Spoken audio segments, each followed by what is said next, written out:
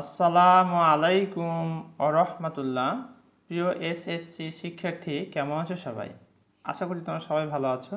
আজকে আমি তোমাদের ঢাকা বোর্ড 2022 সালের চেঞ্জিং সেন্টেন্স নিয়ে কথা বলবো।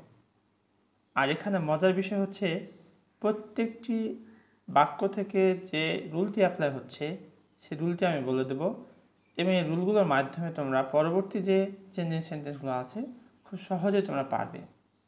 চলো তাহলে শুরু করি। Change the following sentences according to directions, অর্থাৎ এই বাক্যগুলোর সাইডে যে ডিরেকশন দেওয়া হয়েছে কোন বাক্যে রূপান্তর করতে হবে, আমাকে সেই বাক্যে এই বাক্যটিকে রূপান্তর করতে হবে। তো কী লেখা আছে দেখো, Bangladesh is a low lying country. Bangladesh হচ্ছে একটা নিচু ভূমির দেশ, নিম্নভূমির দেশ, নিচু জায়গা আর কি। চেঞ্জ ইট ইনটু ইন্টারগেটিভ, প্রশ্ন করতে বলেছে। প্রিয় শিক্ষার্থী, প্রশ্ন করার জন্য আমরা জানি বাক্যে যদি সাহায্যকারী ভার্ব থাকে তাহলে সেটি সামনে যাবে, বাক্যে যদি নট না থাকে তাহলে নট বসাতে হবে। তাহলে আমরা কি করব, ইজ কথাটিকে আমরা সামনে নিব, আর বাক্যে যেহেতু এখানে নট নেই অতএব নট কথাটাও নিব। তাহলে কি লিখতে পারি আমরা, ইজন্ট লিখতে পারি। অর্থাৎ এই পুরো বাক্যটাই আমাদের থাকবে। আমরা যে কাজ করব, এখানে নিলাম, নেওয়ার পরে এই ইজ কথাটিকে সামনে নিয়ে নেব আমরা। ঠিক আছে, এই ইজ কথাটিকে আমরা সামনে নিয়ে নিচ্ছি।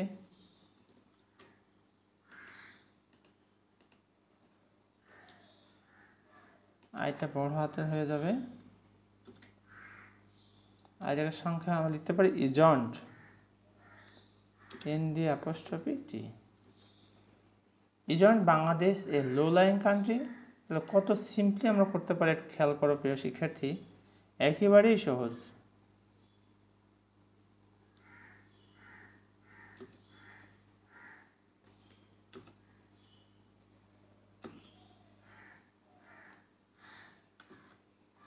তাহলে এখানে কি করলাম, আমাদের এই সাহায্যকারী ভার্বটিকে সামনে নিয়েছি। এরপর নট যেহেতু বাক্যটিতে নেই, কারণ নট নেওয়া হয়েছে, বাকি সকল তথ্য উপাদান ঠিকই আছে। Isn't Bangladesh A low lying country, লাস্টে কোশ্চেন মার্ক দেওয়া হয়েছে। তাহলে রুলটি আমরা কি শিখলাম, বাক্যে যদি সাহায্যকারী ভাব থাকে এবং প্রশ্ন করতে বলে তাহলে সেটা সাবজেক্টের সামনে নেব, বাক্যে নট না থাকলে নটটিও সামনে নেব। কখনো কখনো যদি সাবজেক্টটি প্রোনাউন হয় তাহলে নটটি পরে বসে, আর যদি নট থাকে তাহলে নট বসবে না, লাস্টে কোশ্চেন মার্ক যাতে অবশ্যই থাকে, এই যে ভুল না হয়। এবার আমরা পরের বাক্যটি দেখি। Every year natural disasters visit us, প্রতি বছর প্রাকৃতিক দুর্যোগ সমূহ আমাদের কি করে, আমাদের উপর দিয়ে যায় আর কি। Change it into passive voice. হ্যাঁ, আমরা প্যাসিভ ভয়েসে যে নিয়ম জানি, অবজেক্টকে সাবজেক্ট করতে হবে, সাবজেক্ট অবজেক্ট হবে, টেন্স অনুসারে সাহায্যকারী ভার্ব নিতে হবে, মূল ভার্বের সর্বদাই ভার্ব 3 করতে হবে, আর প্যাসিভ ভয়েসে অবজেক্টের পূর্বে বাই প্রিপোজিশন বসাতে হবে। তাহলে এখানে আমরা দেখতে পাচ্ছি অবজেক্ট কি, আস, তার সাবজেক্ট কি হবে, উই নিলাম।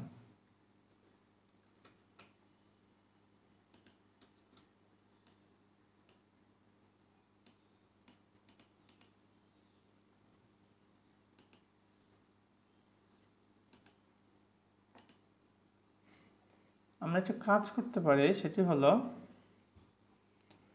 একটু কালার করে দিতে পারি। এই জিনিসটাকে কালার করে তোমাদের বুঝতে সহজ হবে, দেখতেও ভালো লাগবে। এটাকে আমরা এই কালার করে দিচ্ছি। ওকে,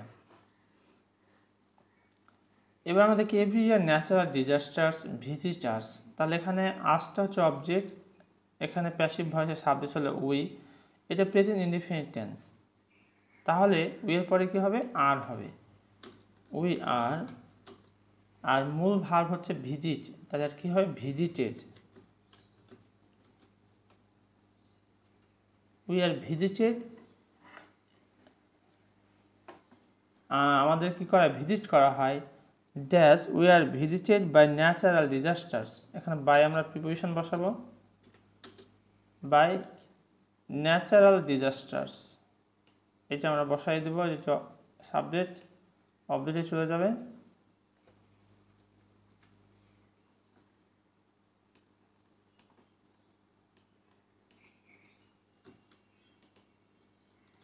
বাই ন্যাচারাল ডিজাস্টার্স,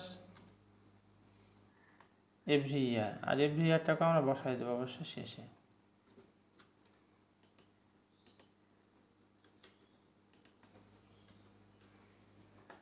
দেখো কত সহজ, এটি আমরা যদি একটু খেয়াল করি খুব অনায়াসেই পারবো বলে আমার বিশ্বাস। আর তোমাদের বোঝার সুবিধা দিতে আমি রেড কালার করে দিচ্ছি, রেড না এই কালারটি করে দিচ্ছি।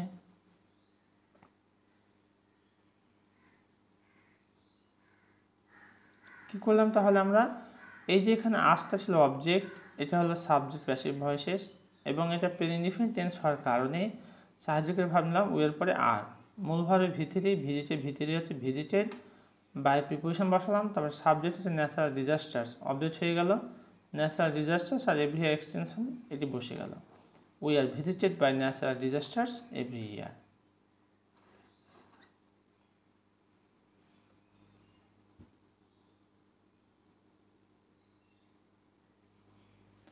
এবার আমরা সি নাম্বার বাক্যটি দেখি কি বলছে এখানে।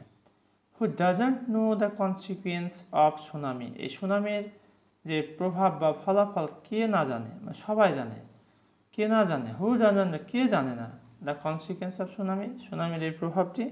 তাহলে এখানে আমরা একটা নিয়ম জানি, যদি হু দিয়ে প্রশ্ন থাকে তাহলে আমরা কি করবো, সেখানে এভরিবডি অথবা এভরিওয়ান বা অলও আমরা এখানে অ্যাপ্লাই করতে পারি। সেক্ষেত্রে আমরা কি লিখবো, এই হুটাকে চেঞ্জ করে দিয়ে, আমাকে এখানে অ্যাসার্টিভ বাক্য করতে বলেছে, হুটাকে চেঞ্জ করে দিয়ে আমরা যে করবো এভরিবডি নোজ, এভরিবডি নোজ অথবা everyone knows the consequence of tsunami. তাহলে এখানে আমরা এভরিবডি এটা রেখে দিচ্ছি, এভরিবডি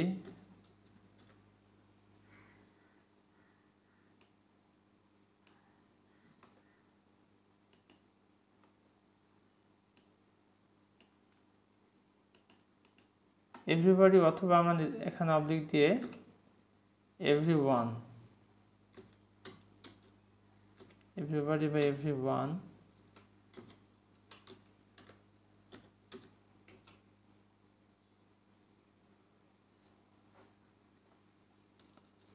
দিয়ে এখানে যেটা আছে এই নো দ্য কনসেপ্ট সুনামি, এই পুরোটুকু আমরা বসাই দেবো এই জায়গাটাতে।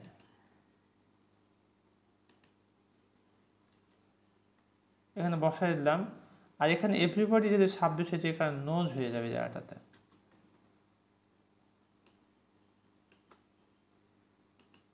লাস্টে ফুল স্টপ হয়ে গেল। তাহলে এভরিবডি বা everyone knows the consequence of tsunami, এটি বসাতে পারি, অথবা আমরা বলতে পারি হুটাকে চেঞ্জ করে all know the consequence of tsunami, সেটিও কিন্তু আমরা লিখতে পারি। অথবা দিয়ে আমরা লিখতে পারি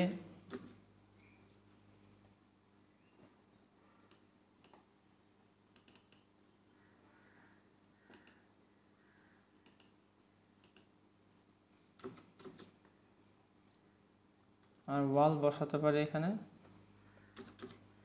অল দেবো, আর এখানে বাকি যে অংশটা আছে আর কি all know the concept tsunami, এটা বসা দিতে পারি।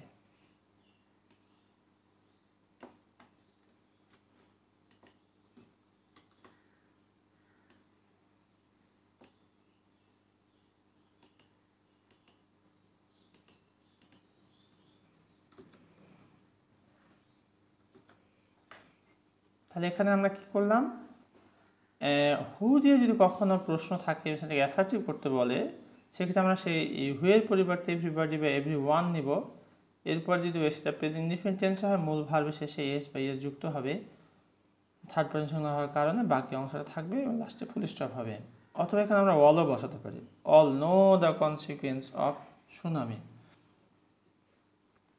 এবার আমরা 2 নম্বর বাক্যটি দেখি। The recent flood was very devastating, the recent flood was very devastating, সাম্প্রতিক বন্যাটা বেশ ধ্বংসাত্মক ছিল। ডিভাস্টেটিং ধ্বংসাত্মক, change it into exclamatory sentence, এটাকে এক্সক্লামেটরি করতে হবে। ডিয়ার লার্নার্স, এটাকে যদি আমরা এক্সপ্লেন করতে চাই, অর্থাৎ বাক্যে যদি এ বা এর না থাকে তাহলে হাউ দিয়ে প্রশ্ন করতে হয়। তাহলে আমরা এখানে প্রথমে কি লিখব, হাউ বসাই দেব, হাউ, আর বাকি যে অংশটা আছে সেটা কীভাবে করে, হাউ ভ্যালির পর যে অংশটা আসবে সেটা বসাবো।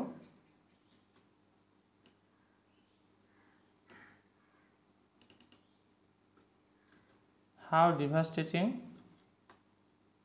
the recent flood was, এটাকে আমরা বসাই দেব।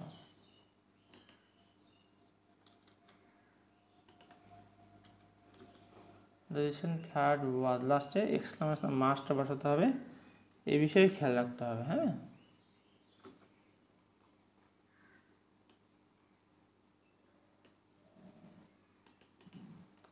how devastating the recent flood was, তাহলে এখানে কি শিখলাম আমরা?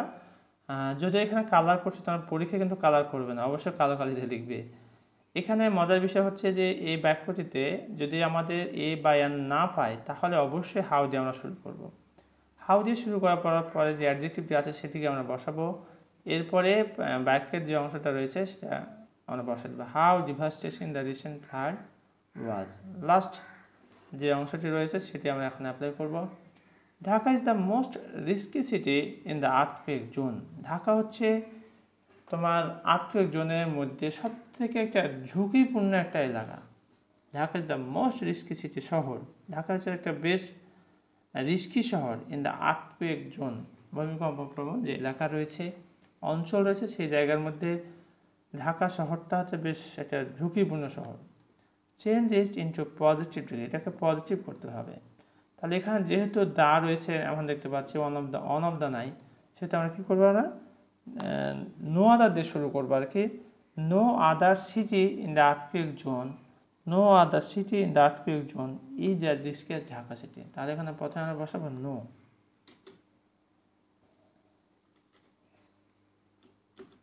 প্রথমে নো আদার বসাবো আমরা,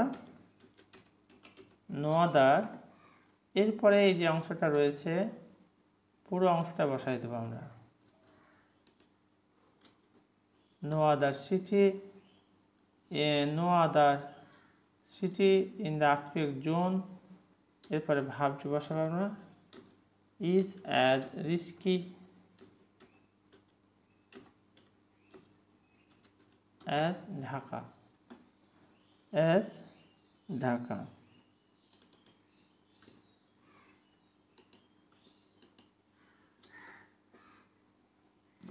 তাহলে আমরা কী করলাম, প্রথমে আমরা নো আদার নিয়েছি, এরপরে অ্যাডজেক্টিভের পরে যে অংশটা আছে পুরো অংশটা, অর্থাৎ এই পুরো অংশটাকে নিয়েছি আমরা। No other city in the earthquake zone, এরপরে ভার বসানো হয়েছে, যেহেতু এখানে নো আদার অর্থাৎ ভারটা সিঙ্গুলার হবে। No other city in the earthquake zone is as risky, অ্যাজের পরে অ্যাডজেক্টিভ পজিটিভ ফর্ম, এটা হচ্ছে অ্যাডজেক্টিভ পজিটিভ ফর্ম, সেটি বসানো হয়েছে risky as Dhaka. No other city is as risky as Dhaka in the earthquake zone. No other city in the earthquake zone, no other city in the earthquake zone is as risky as Dhaka. আমরা এটি বসাতে পারি, অথবা লিখতে পারি no other city is as risky as Dhaka in the earthquake zone, সেটাও কিন্তু আমরা লিখতে পারি। এভাবে লিখতে পারি আমরা, অথবা যেটা আরেকটা করতে পারবো তা হলো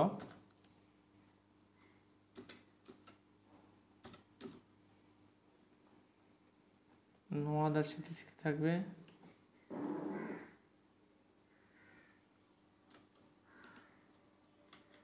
no other city is as risky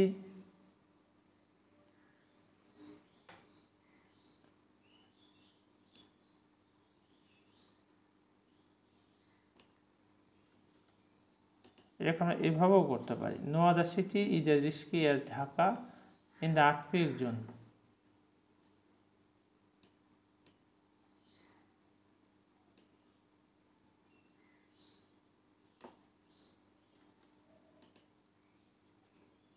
No other city is as risky as Dhaka in the earthquake zone, এটাও আমরা করতে পারি। অতএব তোমরা যে কোনটা অ্যাপ্লাই করে পরীক্ষাতে লিখতে পারবে এটা, ঠিক আছে।